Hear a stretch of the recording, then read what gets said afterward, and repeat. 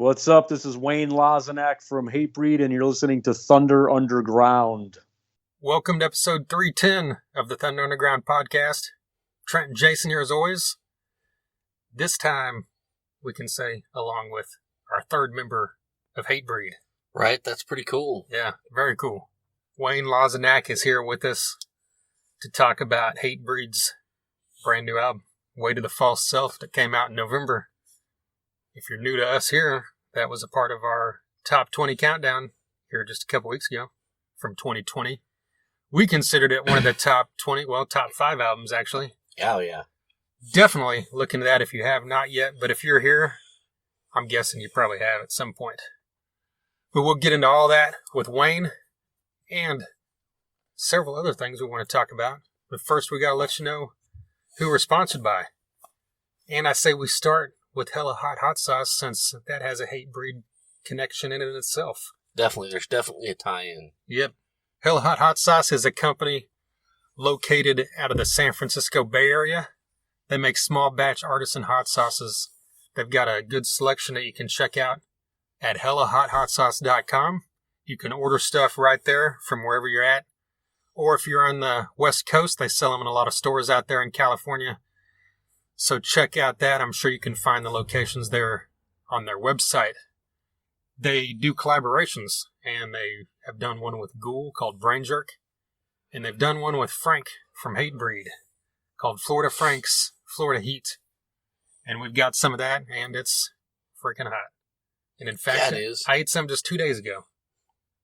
I put some on some white rice. I had some white rice with black beans and guacamole, and I just threw some of that in there, and I put in a little too much, even though I thought it wasn't. I thought this would be at the right amount, but it was not the right amount. It hurt, but it still tasted good, but it hurt. An amazingly painful cherry red butthole later. Right. Yep. But you need to try it if you like hot sauce, because it's got some great flavor, and that's what matters. So check out HellaHotHotSauce.com and tell them we sent you. DEB Concerts, a promoter based right here in Tulsa, Oklahoma. They brought a ton of great shows to the downtown Tulsa area. Stuff like Saxon, Last in Line, Sebastian Bach, Warrant, Lita Ford, all kinds of great stuff. They also booked the Roadhouse stage at Rocklahoma every year, and they've brought some great acts out there as well, such as Ace Frehley and Slaughter. And we'll be talking about that once the announcement's made for Rocklahoma this coming September. But until then, we need to let you know that the show we've been talking about for a couple months on April 10th with Queensryche, Lita Ford, the Bullet Boys, and Nita Strauss has, of course, been postponed, like everything else these days. And we got word from Doug to just mention that, hey, he keeps booking shows, but COVID keeps postponing them. So they'll keep trying, and eventually we'll get back to having shows. So follow DEBconcerts.com. Or get on that website, debconcerts.com, and follow them on Facebook and Twitter and Instagram so you can be kept up to date on any of these reschedules from that show and any of the previous ones that got postponed as well. And we'll, of course, keep you up to date here as well. Also, we've got Sunset Tattoo shop based in Tulsa, Oklahoma, Midtown Tulsa. Give them a call or shoot them a message to set up a time that you can get in there to talk to Jake or one of his crew members there, one of his other tattoo artists, to talk about what work you want to have done. They do great work. We know people personally that have had work done. And in fact, maybe here in an episode or two, you might get to hear from one of us about that. You never know. You never know. But until then, get on Sunset Tattoo Tulsa Facebook page or at Sunset Tattoo on Instagram. You can see all the pictures of all their work. It's great. They do great work. Check out Sunset Tattoo Tulsa and tell them that we sent you. And finally, we've got Med Farm, a dispensary located in Broken Arrow, Oklahoma, 24683 East Highway 51. They're right off the highway. You can't miss them. All their selection, which is pretty large, is available to see right on leafly.com. If you shoot them a message via email or text, or give them a call, you can place your order ahead of time. Then all you have to do is drive right through their drive-thru, quick and easy. They also have specials that they're always running on their social medias, so follow them on Facebook, MedFarm, that's PHARM, and Instagram is MedFarmOK. Their website's medfarmok.com. And if you mention Thunder Underground, they give you 10% off your first order, which is great. And what is really great is 30% of their proceeds are going to build no-kill animal shelters. Can't stress that enough, that's a great reason to get over there to support them, because they're supporting animals that need help. Definitely worth your drive, because we know there's dispensaries all over the place, so there's a good reason to choose MedFarm. So get over there and tell them you heard about him here. Now that we got the sponsors done, we want to talk about first the Green Country Irate. Yeah. All right, the Green Country Irate is a brand new band that was recently announced, and it features members of Machine in the Mountain, Screaming Red Mutiny, Blackwater Rebellion, Kingshifter. What am I forgetting? I know there's other stuff. Murderous Mary. Yeah, of course. Crashing Cranes, whichever. Yes. Mike Starkey's most recent project. But yes, we've got 4 amazing musicians that have come together here, and in fact, all 4 of them have been on this podcast multiple times between them. Right. One of them, I think it might have been Sprout or Mike, posted a picture of the 4 of them together. Yeah. This was like a month or 2 ago before they announced it. It was Right. the first picture they had posted, and it was just a picture of the 4 of them like hanging out, and it said like something kind of vague. And it just in my head, I'm like, after looking at it, thinking about it for a second, I'm like, oh, we've got a guitarist, a bassist, a drummer, and a singer. That'd be an amazing freaking band. Yeah, it would but be. it still didn't cross my mind that that's what was happening. Right. Until like a couple days later, then more pictures started showing up. I'm like, oh, okay, I see what's happening now. And just from a personal standpoint, when it comes to bands on our local and regional level, I can't think of 2 better bands to combine than those 2, Screaming Red Mutiny and Machine in the Mountain. Right. For a bombastic sound. Right. When I started seeing the hashtags and stuff, I thought, man, that's really can't wait to hear that. And Sprout's playing guitar, right, as well. I'm really interested to see what this band brings to the table. Yeah. Yeah, I know that someone asked in a comment on one of the posts about the sound, and I think it was Sprout that said it was going to be metal mixed with rock as well. So it might be one of those, bands that kind of cross that, like your Seven Dust or your Alter Bridge, where they kind of could fall in hard rock or metal. Right. But yeah, I'm really excited because Machine in the Mountain never stopped praising those guys. Oh, definitely. And we know what Sprout and Mike Starkey are capable of, so really, really, really looking forward to hearing some music from these guys. But if you want to hear music from them before you can hear recorded music, you can see them live. And they're debuting here in February on the 13th at the Venue Shrine. There's going to be a benefit for John Wilson. And at this benefit, all the proceeds are going towards John Wilson. Right. And that's who we got playing at this thing. We've got Blackthorn Elite, the Green Country Irate, who we've been talking about, Perseus, Grind, and Heartbreak Cells. $10 at the door, auction and raffle items, and like you said, it all goes to John. John Wilson is a big local Tulsa music scene fan. He's always at the shows. He's always supporting the bands. He supported you and I. Absolutely. He would bring me extra beer from his beer runs when he worked for a liquor distributor. Yeah. Just cause, he knew I was a fucking lush. And he's kind of had a bit of a downturn, he's at the COVID, and it's kind of one of the worst cases. Yeah, it was on the real bad side. So like kind of a rare strain of it that yes, made things quite a bit worse than most people. And he's got a long road of recovery ahead of him. So whatever we can do to help him out, Yeah, absolutely. I remember when he gave you that one time I know he did several times, but he gave you like a box full of beers. Right. He said, hey, and then later on said, hey, didn't he ask if he could buy a Thunder Underground t-shirt? And you're like, I think we'll give you one. Yes. Yeah. Yeah, I'm like, dude, you just gave me a whole box full of craft beer Right. for free. I think I will fucking just give you one. You don't need to buy one, dude. So, yeah. And on top of that, he's just a great guy, super upbeat and super positive. And he looks fucking great for his age. Oh, yeah. So, that is one thing that we cannot forget. He is like the George Hamilton of the Tulsa rock scene. Yeah.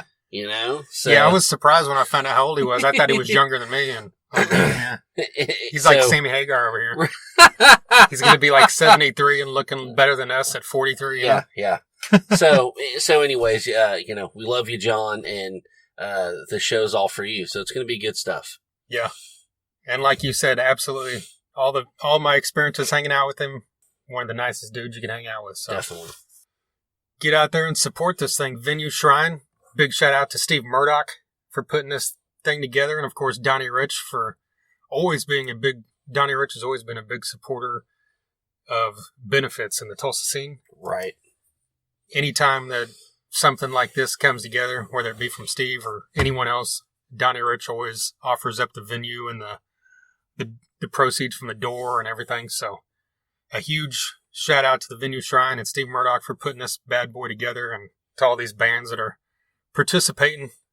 And if you can't get out there and do it this way, if you're from anywhere else and you want to just help someone you might not know, there's a GoFundMe as well set up, and I'll put that in the comments on our Facebook post, so look for that there.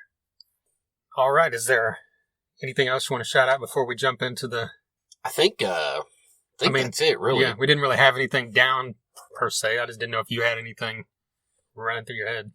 I don't think so. All right.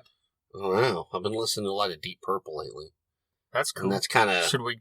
That's kind of your fault, so... Well, you're welcome. Right. Right. I'm not going to say I'm sorry for that being my fault. It's a good thing. It's definitely a good thing. I've been listening to a lot of The Cult, and that's just the last 2 or 3 days. You had it on when you rolled up, so... And I was sticking kind of like mainly to the B-sides and all the non-album stuff. I see. And then I got into the Beyond Good or Evil today, but anyway, that's just some random note there. Right. Do we want to go into Deep Purple thing, or want to save that for the vinyl talk on our next episode? Oh, no, yeah, we could probably save that, because that kind of ties in. Plays into that? Yeah. Okay. All right. Well, Wayne is here, and like we mentioned up front, we've had 2 members previously from him. And actually, Matt Byrne was on here, episode 196, when Hatebreed came to Tulsa in 2018, I believe it was? Yes. Or was it 2019? I think it was 2018 now. It was when they were on tour with Gore.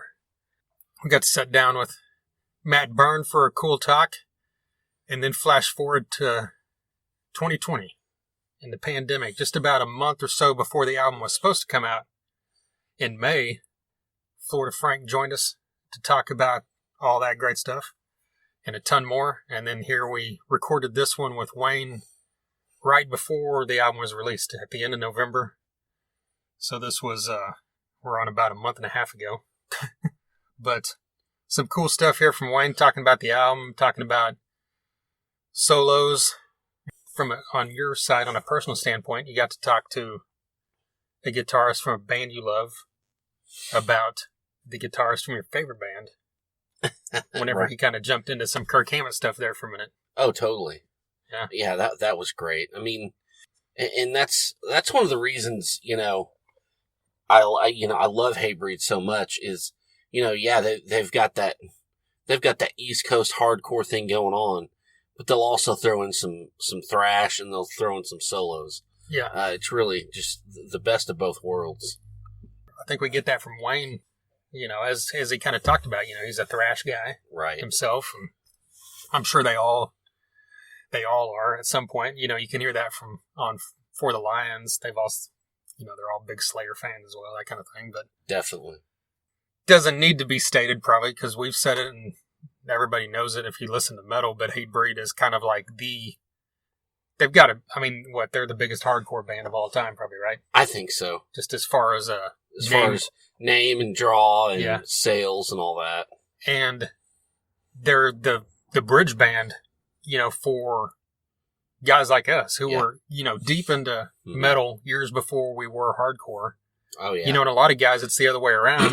They're in the hardcore, and then there's someone that comes along that gets them into metal. Yeah. And, Hatebreed was that bridge band for us, and I know they were for probably hundreds of thousands of other dudes. Oh, yeah. If it wasn't for Hatebreed, I never would have, got into Agnostic Front or Ringworm or Terror. Madball. I mean, that wouldn't have happened. Cro-Mags.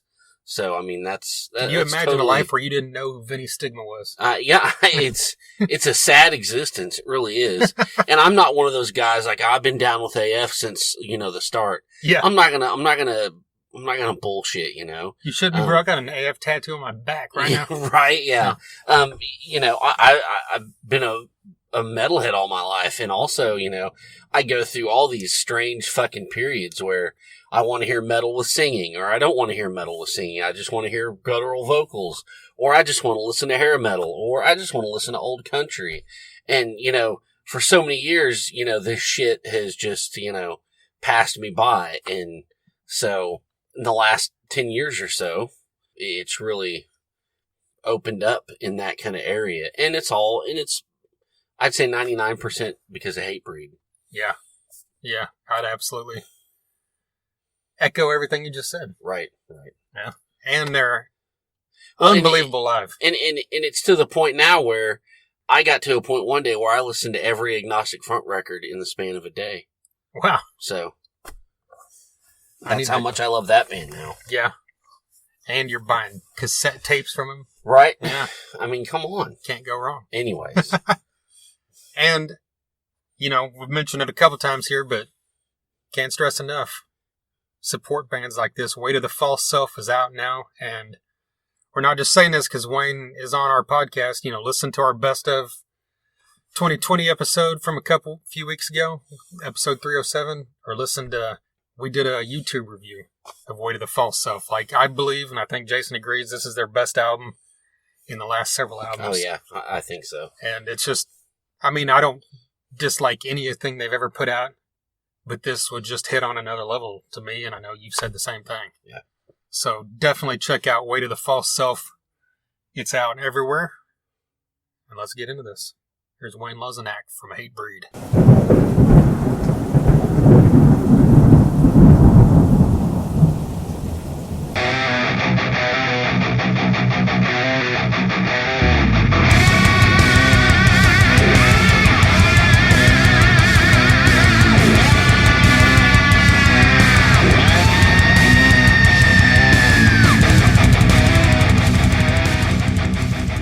Yes, finally. We actually went in the studio in November. Last November we started pre-production. And then basically the record's been done since January. So we've been sitting on it this whole time waiting for it to come out. So I'm glad it's finally coming out now. Yeah, having to sit on that for almost a year. That's got to be crazy. Yeah, it's man. We were lucky enough to get one single out. It's on Valentine's Day, right before the pandemic, and that one's not even on the album. It's called "When the Blade Drops," but it was from the same recording session.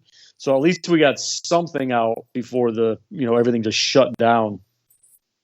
Was it kind of frustrating to have to sit on that, or is it just kind of one of those things where it's like, well, this is what everybody's doing, so we just got to do it? Well, I was like I'm really happy with the finished product, so I was kind of waiting for other people to hear it instead of keeping it a secret for so long, so it was kind of rough.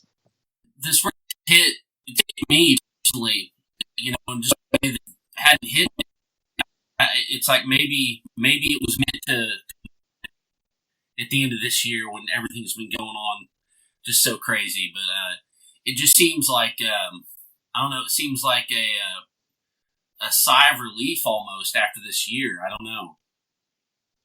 Yeah, we're supposed to. Our whole tour schedule was canceled this year. We were supposed to go on a whole world tour with Parkway Drive the whole thing got canceled, and it's supposed to be rescheduled for next year. But who knows if next year is even going to happen? We're scheduled to start in March or April, but it's not looking good right now. Well, when was your guys' last show was like last fall, right? It was last October, actually. Yeah, that's the longest we've ever gone ever since the band started without playing. I mean, I was going to save this question for later, but like, kind of, how did you deal with that throughout the year? Of like when you'd normally be playing shows all summer, and now you've got like kind of free time on your hands. Yeah, it's rough, especially for me. Like that's I've been playing for so long, but also when I'm home, I'm even the person that goes to shows to go see bands play live, like as a fan. And I'll even go like to the local bars, see like the local cover bands playing. So it's been like a complete like turnaround for me. But you just got to kind of keep hoping that everything's going to get back to normal next year. Another thing, from this album, I mean, you could say this about any Hatebreed album, is that the lyrics, always have a positive outlook about them. Like, how important do you think music like this is needed during a time like this that we're going through? Oh, I think it's very important, especially for us. Like, we'll do meet and greets, and people come up to us and tell us how a certain song got them through really hard times, and like some people even say like saved their lives and stuff like that. So to be able to make this heavy aggressive music, so people could get out there in the pit and get their aggressions out, but with a positive message behind it, I think it's very important. It's very gratifying for us too when the people are, it really does something positive for them too. Shifting just a little bit, this album has some great solos on it, like Cling to Life and Stroke of Red. Talk about knowing when a Hatebreed song needs a solo as opposed to not needing one, and why it fits in a certain place. Right. Yeah. I was, we're not really known for solos. So anytime I get the chance to play a guitar solo, I'm happy. And that's actually a Jamie call. He'll have the songs, certain songs are just structured out, and him and our producer Zeus will discuss certain things, and that they might just be like, I think we need a solo there. And then we're like, all right, we'll save this, this little part here, have Wayne put a solo in there. And then, the Cling to Life one, I was really happy about, because it was like longer than normal time that I normally have to do it. So I kind of, starting out melodic and then kind of, I guess, ending up a little faster at the end. So I was happy about that one. And I think that one definitely took the song to a whole nother level, as opposed to if it wasn't there at all. I think that one's definitely the most noticeable one on the album. Right. Are they kind of mapped out, or you just kind of just fly and do it spontaneously one take? I at first, like during pre-production, I'll kind of just do something, just a basic, kind of like a place filler, I guess, on the spot, and then I'll go home and just try different stuff and play a bunch of different stuff till I finally come up with what I feel fits the song the best, and then I come back to the studio and then play it, and then I get the approval, hopefully, from the producer and the rest of the guys. Right. Well, staying on the solo thing, I mean, as a guitar player, who are your guys? Who'd you look up to, and who inspired you, in the solo kind of realm? I'd say probably my two biggest inspirations back when I was a kid, when I was first actually learning how to play and not just banging on the guitar, not knowing what I was doing, would be Randy Rhoads and Kirk Hammett. So those are probably my two main influences. I mean, I love all the 80s metal guys. That's what I grew up on as a kid. But I think those two are probably what I sat in my bedroom trying to learn their solos, all day long, just as a kid. So I'd say those two. Metallica is one of the biggest bands in the world, but I don't know, you don't hear Kirk Hammett talked about as a guitar hero as much as, I don't know, I think he should be. Yeah, I don't understand. I see a lot of stuff now where people people commenting on the internet saying how he's not that good and everything. And it's like, it's insane. It's like, if you go back and listen to Ride the Lightning and Master of Puppets, and some of those solos can be their own songs within the song itself. So people are nuts. I don't understand what some people are thinking, but I like his solos a lot. Everyone always just kind of made fun of the wah thing, and I'm like, well, yeah, he uses some wah, but I mean, he's a fucking player, man. Yeah, and he doesn't even use it that much. I mean, there's song. Yeah, he has a lot of songs with it, but there's when you have a solo in almost every song on every album except for I think one album, and you have some wah here and there. It's not like I think that those people only listen to like Enter Sandman or something, and they just go make comments. They don't know what they're talking about. As far as hardcore music goes, I mean, guitar solos aren't really a thing, but Hatebreed's obviously one of those kind of crossover bands. Like, right? Was it always been like your intention as the guitarist to like push for that, or was it early on? Was it like you said? Was it Jamie that kind of brought that into the realm? I'd say early on, I wasn't even like I kind of got out of the playing guitar. So like I grew up in the '80s listening to metal, and then in the '90s I got more into hardcore and punk, and I kind of got away from the, I guess, Guitar Hero kind of stuff, and it was just basic aggression and just straightforward hardcore. So I didn't even want to play. I didn't even play solos for like a long time. And then, I left the band for a long time and came back. So it was when I came back, Jamie, knowing that I was the kind of player that does play solos and stuff like that, when I actually got back more into metal, I guess in the early 2000s again. And then it was his idea to try something new and, change it up a bit, which I wasn't sure if we were going to do that or not, but it's cool. It's worked so far. Just a few here and there. We don't have a ton of solos, but right. Kind of speaking on that same thing. I mean, Hatebreed was kind of the bridge band for both of us to get into other hardcore bands way back. Like, what was the first kind of hardcore bands that you listened to early on? Early on, the first hardcore band I ever got into and the first hardcore show I went to was Murphy's Law. So it kind of started from there, and then there was like Sick of It All and Token Entry. My friend recorded me a tape in high school, and started going to random shows here and there, and it was like Leeway, and then Biohazard was a huge influence on me in high school. They kind of had that crossover appeal, and they kind of took it to the next level too. And then like Agnostic Front and the Cro-Mags and Madball, Warzone, all those type of bands. Youth of Today. Yeah, it's funny, like, growing up, I was always just like a metal and hard rock guy, and I always knew who Agnostic Front, Madball, and Sick of It All was, but I never really listened to them until I got into Hatebreed, so...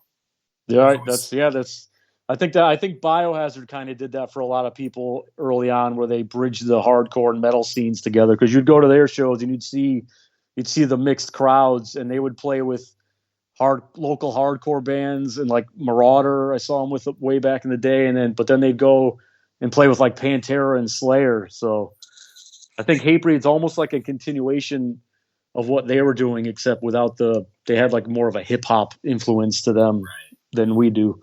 Yeah. Another staple of Hatebreed is you guys have always had great riffs. Like, how do you feel you and Frank complement each other in that department? Just actually, Jamie and Chris actually write most of the riffs, and then we kind of come into the studio and all together kind of collaborate and like put them together. So it's mostly their ideas for most of the stuff, and then we put it together. And me and Frank, it's more of a live thing. Like I play more of the the main riffs, and then he does most of the accents and kind of fills out the sound.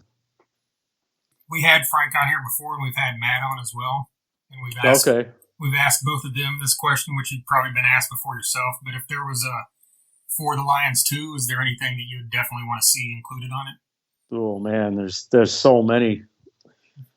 I mean, I actually, that's when I joined the band, so I only played 4 of those songs. Okay. So I would I might go back and play some of the ones, like I didn't play on the Metallica one, so I definitely would want to do a Metallica song. Because I played the Slayer, Suicidal Tendencies, Bad Brains, and Black Flag, which were great combination of hardcore and metal. But I think I would definitely want to do a Metallica song, and then it'd be cool to do an Ozzy song too, if we could. I'm not sure how the vocals would sound with Jamie yelling Ozzy songs, but I think that would be cool to do some kind of interpretation of that. Well, I don't know, with some of that Josta solo stuff. There you go. It's close. It's closer to that stuff, definitely. Yeah. Pull out like a deep cut. You got to do a deep cut on that. Oh yeah, definitely. Maybe Waiting for Darkness would be a good one. I think that one's very underrated. Right. If you know that Ozzy song. Well, you mentioned doing Metallica, and you mentioned some of their '80s albums earlier. Like, can you name your favorite Metallica song? Oof, no, there's too many. Yeah. It definitely something off of Master of Puppets. Yeah, Master of Puppets, and then Ride the Lightning. Those two albums, I think, are just classic, unbelievable albums. Yeah. Master of Puppets is in the Smithsonian for a reason, you know? Yeah, exactly.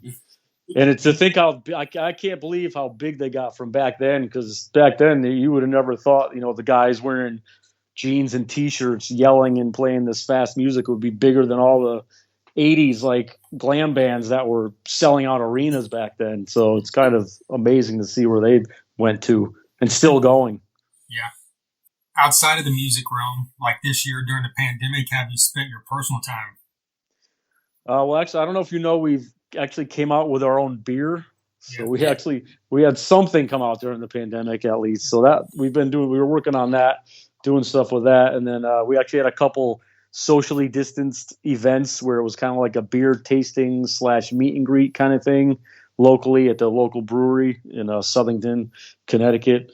But other than that, I haven't doing much except maybe riding my motorcycle. I got more of a chance to do that since I'm actually home, and it's away from people, so you don't have to be in contact during that. Yeah, exactly. Well, the Breed Brew was one of our next questions, and just kind of talk about how that came about and like how much really you guys are involved with that. It was actually Chris Beatty got in contact with the brewery because he lives kind of in the area with them and asked if they wanted to do a collaboration, and they said yeah, sure. And then we discussed like what type of beer we wanted, not too heavy, not like an IPA, strong IPA, something that's like drinkable, because we're mostly like Coors Light, Budweiser kind of drinkers. Right. Maybe the occasional craft beer here and there are some of the other guys, but mostly something we want to be able to drink a lot of. So we came up with the flavor. We tried out some things, samples, and it tasted good. And then we were actually me, Beatty, and Matt were up there, and we did some of the canning. We got the artwork with the cans on it, and we putting it in the machine and actually did it ourselves. So that was pretty cool. And it's available only in Connecticut now, but we're working on getting it so we can ship it everywhere. So that should be coming soon. Good. We're in Oklahoma, so hopefully it will show up soon. Oh, there you go. Cool. Is it still going to, when you can ship it, you think, is it still going to be a limited thing, or are you guys planning to have this like around as a permanent thing? I mean, if I would like to have it permanent if it works. I think it all depends on, as a business, I guess, if people are buying it. I guess if no one's buying it, then I don't know. But Hopefully people will buy it and we could just keep it going. Yeah. Especially now we can't tour or anything, so it's at least it's something. Well, you mentioned was it the virtual meet and greet thing you guys did? Yeah, I mean, you guys have always been a big, meet and greet band. So like looking into the future, like in the next year or two when you could start touring again, do you think that'll change completely, or like have you thought about that?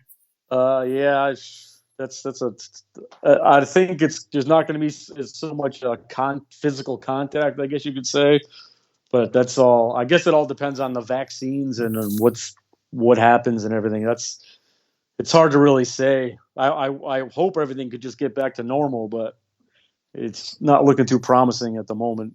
Yeah, you'd have to have like records of vaccines, and then how much do you really want to go through all that? Exactly. Yeah. So I don't know. Yeah, because you get some. I mean, we went to a meet and greet several years ago and saw a couple of overzealous fans like jumping on Jamie or a few guys. So. We've got there's tons of that stuff. Yeah. Definitely. And then like even just moshing and stuff. Like I don't know how that's going to happen.